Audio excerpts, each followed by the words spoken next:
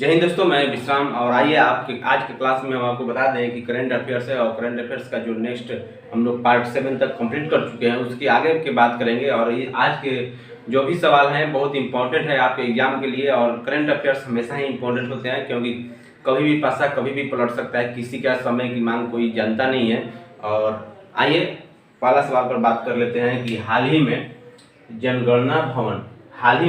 जनगणना भवन का उद्घाटन कहाँ किया गया है। तो ये भारत की राजधानी नई दिल्ली में। आपको बता दें कि केंद्रीय मंत्री जो गृह मंत्री एवं सहकारिता मंत्रालय जिसके पास है, अमित शाह जी ने जनगणना भवन का उद्घाटन किया है नई दिल्ली में। और दोस्त आपको बता दें कि जो अमित शाह का निर्वाचन क्षेत्र है गांधीनगर है। गांधीनगर कहाँ है तो गुजरात में है। जनगणना की अगर बात करें, जनगणना पर कुछ हम बात कर लेते हैं।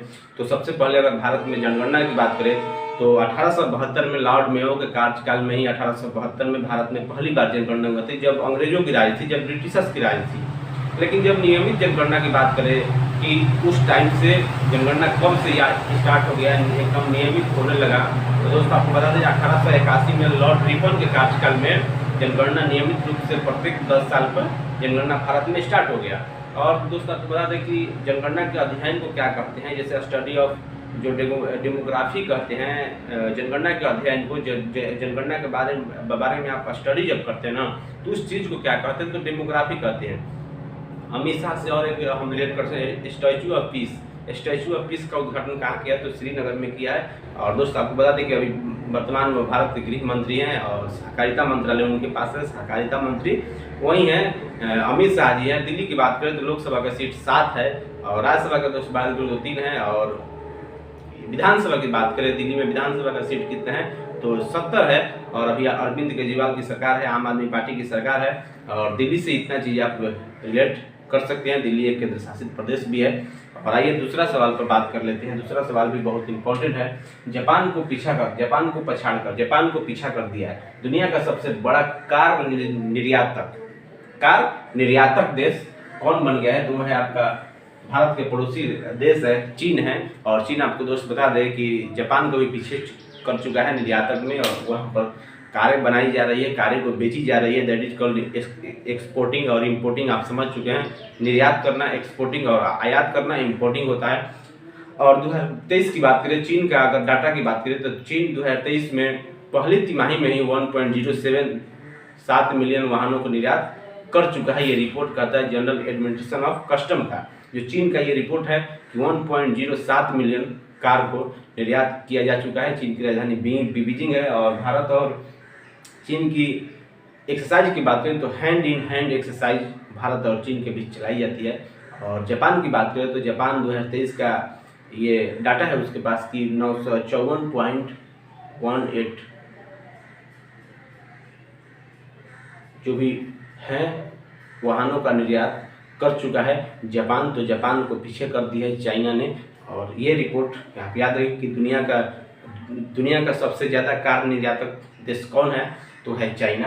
और चाइना आपका पड़ोसी देश भी है, उससे भी आप याद रख सकते हैं। और तीसरा दोस्त इंपॉर्टेंट सवाल है कि हाल ही में त्रिपुरा पर्यटन का ब्रांड एम्बेसडर किसे नियुक्त किया है तो ये है सौरभ गांगुली, क्रिकेटर है सौरभ गांगुली को त्रिपुरा का ब्रांड एम्बेसडर बनाया गया है। और भारत के पूर्व क्रिकेट कप्तान भी रह चुके हैं, पूर्व बीसीसीआई अध्यक्ष भी हैं सौरभ गांगुली। और दोस्त आपको बता दें कि त्रिपुरा का ब्रांड एम्बेसडर सौरभ गांगुली को बनाया गया। त्रिपुरा की राजधानी अगरतला है, वहाँ का जो चीफ मिनिस्टर है मणिक शाह जी हैं। और गवर्नर की बात करें तो सत्यदेव नारायण आर्य जी त्रिपुरा का गवर्नर है। और सिक्किम की बात करें तो सिक्किम के AR Rahman brand ambassador, Sanjay Dutt और हिमाचल प्रदेश का ब्रांड एम्बेसडर।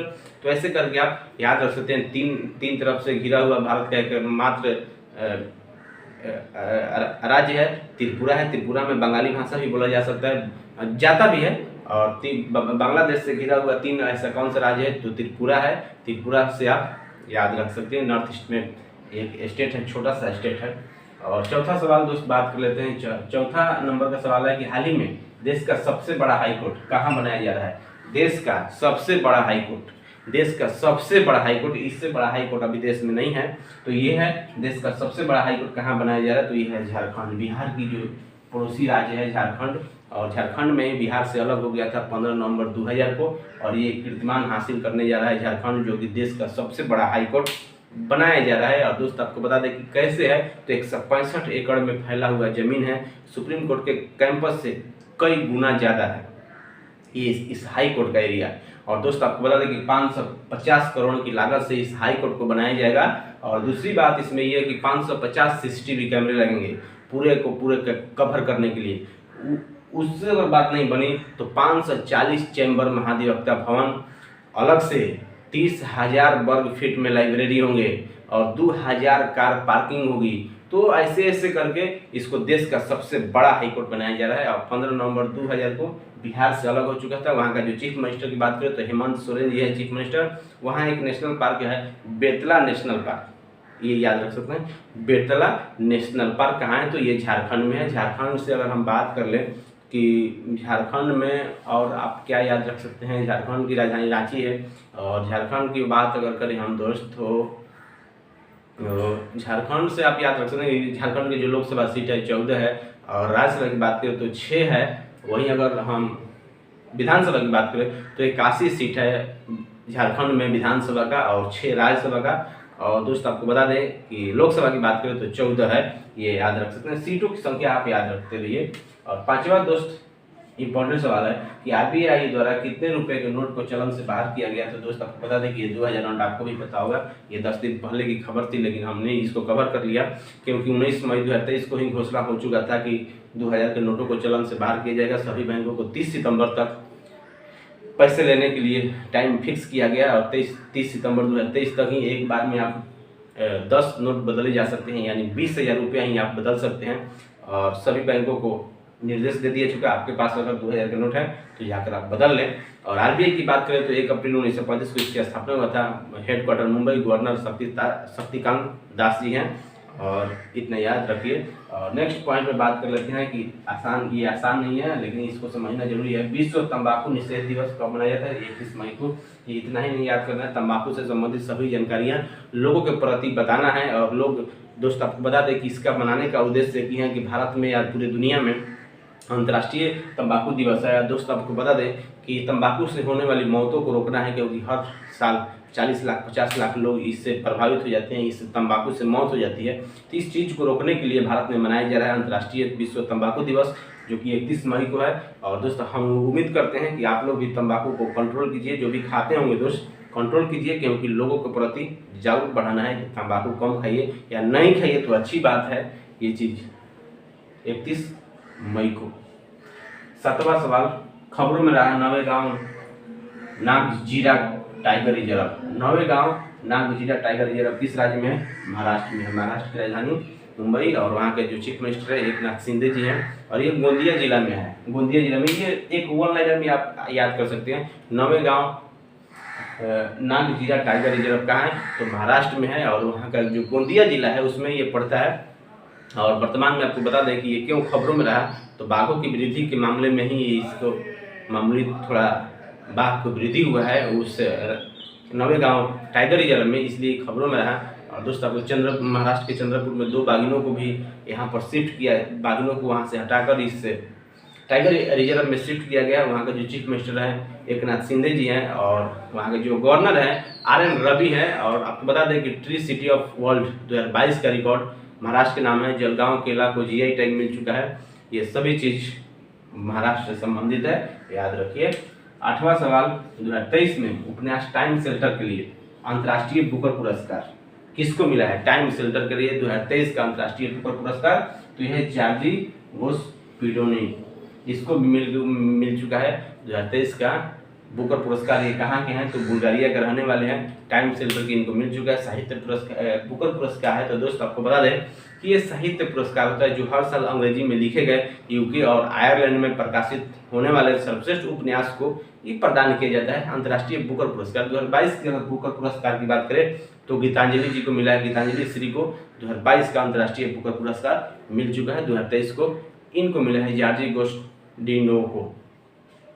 9 नंबर का सवाल, हाल ही में पूरी तरह ई शासित राज्य कौन बना है? तो केरल बना है। केरल आपको बता दें कि पूरी केरल में बता दें कि पूरी तरह डिजिटली हो चुका है। सरकार ने वहाँ के जो चीफ मिनिस्टर पिनराई विजयन जी हैं ये घोषित कर चुके हैं कि केरल ई गवर्नेंस राज्य है और 100% डिजिटल साक्षरता वाला राज्य कौन है, तो केरल है। 800 से अधिक सरकारी सेवाओं को ऑनलाइन करने के आदेश दे दिया गया है और पूरी तरह तैयार है केरल। और केरल साइलेंट वैली कहाँ है, तो केरल में है और केरल की राजधानी तिरुवनंतपुरम है और वहाँ के जो चीफ मिनिस्टर पिनराई विजयन और गवर्नर की बात करें तो आरिफ मोहम्मद खान हैं। और नेक्स्ट सवाल बात कर लेते हैं कि हाल ही में किस देश के हैरिस पार्क का नाम बदलकर लिटिल इंडिया किया गया है, तो ये ऑस्ट्रेलिया। हैरिस पार्क से आप ये मत समझिए कि पार्क का नाम है हैरिस, नहीं, ये शहर का नाम है। सिडनी में एक शहर है, उसका नाम है हैरिस पार्क और उस पार्क का नाम बदलकर लिटिल इंडिया किया गया। और क्यों किया गया, तो दोस्त आपको बता दें कि जो हैरिस पार्क है ना, वहाँ पर जो इंडियन की पॉपुलेशन है कम से कम 45% है और 45% ज़्यादा होने के कारण ही उस शहर का नाम बदलकर लिटिल इंडिया किया गया। ये इंडिया के लिए प्यार की बात है, इंडिया के लिए मोहब्बत की बात है जो ऑस्ट्रेलिया ने दर्शाया है। और दोस्त आपको बता दें कि ऑस्ट्रेलिया को प्यासी भूमि का देश भी कह सकते हैं। ये सवाल 1 नंबर में पूछा जा सकता है। वहाँ की राजधानी कैनबरा है और 6 लाख के करीब हैरिस पार्क में इंडियन रहते हैं, याद रखिए। और 11 नंबर का सवाल, संयुक्त राज्य अमेरिका ने भारत के किस पड़ोसी देश के साथ नेवल एक्सरसाइज, नौसेना एक्सरसाइज टाइगर शार्क 40 किया गया, तो ये बांग्लादेश के साथ अमेरिका का एक्सरसाइज है। और आपको बता दें कि मई 2023 में ही हुआ था चट्टोग्राम में स्थित BNS निर्विक में। इस मुख्य बात इसमें यह है कि दोनों देशों के बीच रणनीतिक क्षमताओं को बढ़ाना है, एक दूसरे को समझना है, एक दूसरे के तकनीकों का आदान प्रदान करने के लिए ही ये एक्सरसाइज होती है। और बांग्लादेश की बात करें तो भारत और बांग्लादेश के बीच में भी एक्सरसाइज होता है, संप्रीति एक्सरसाइज। और वहाँ का जो राजधानी है ढाका है और करेंसी राजधानी ढाका, करेंसी ढाका। और वहाँ का जो प्राइम मिनिस्टर शेख हसीना है। मैत्री पाइपलाइन आपको याद होगा, वहाँ से स्टार्ट हुआ मैत्री पाइपलाइन और मैत्री दिवस भी मनाते हैं 6 दिसंबर को। तो उम्मीद करते हैं 11 के 11 सवाल आपके लिए इम्पोर्टेंट हो सकते हैं। अगर इसमें से कुछ भी थोड़ा सा भी जानकारी आपको मिली हो मेरे तरफ से, तो उम्मीद करते हैं आगे भी ऐसी जानकारी मिलती रहेगी। तो चैनल को सब्सक्राइब कीजिए, लाइक कीजिए, बेल आइकन को दबाइए। तो फिर मिलेंगे नेक्स्ट वीडियो में। जय हिंद, जय भारत।